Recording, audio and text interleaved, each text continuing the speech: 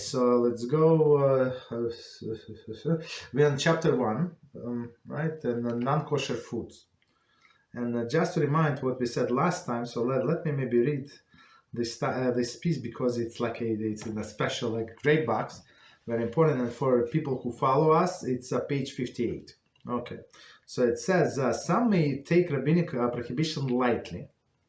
They might feel that one can pick and choose which rabbinic ordinances to follow and which one to ignore. So that's especially people who just start or who thinks of themselves as some like intellectual. So they say, oh, but tell me, is it rabbinic or biblical? I say, what's the difference? What's the difference? So people decide, like, try to rationalize what they can keep, what they cannot. Right? This is a grave mistake. Right? In fact, the opposite is true.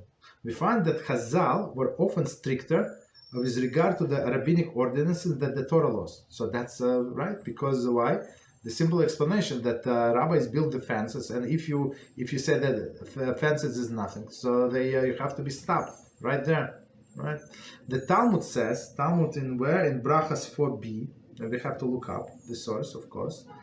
Whoever transgresses the words of the sages is liable to death. No more, no less, right? Liable to death. Conversely, the Talmud states, whoever fulfills the directive of the sages is considered holy, right? Opposite is true also, right? If you can do whatever rabbis say, right, you're considered holy.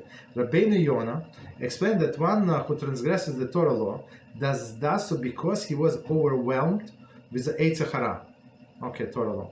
However, one who transgresses the rabbinic law often does so because he takes the word lightly, not because of the inability to withstand the Eitz Hara. So when Eitz Hara, we said in many other classes, so we still this part is this person is part of our nation, Amitecha, right? Still, right? We judge him favorably. Maybe in this area he fails, but others he's not failing, right?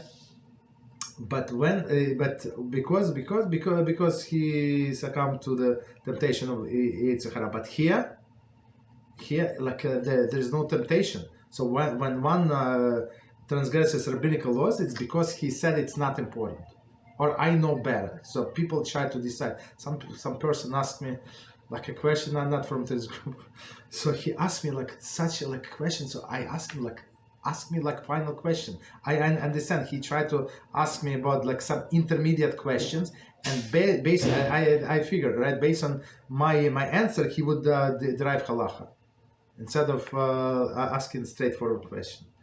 That's also too much. Right? In many instances, Chazal was stricter with regard to rabbinic ordinances than the Torah prohibitions. One may be lenient with regard to rabbinic ordinances only in those situations where Chazal specifically allowed us to be lenient. So Chazal said you cannot do this, and that, and they also said under certain circumstances you can do certain things. Okay.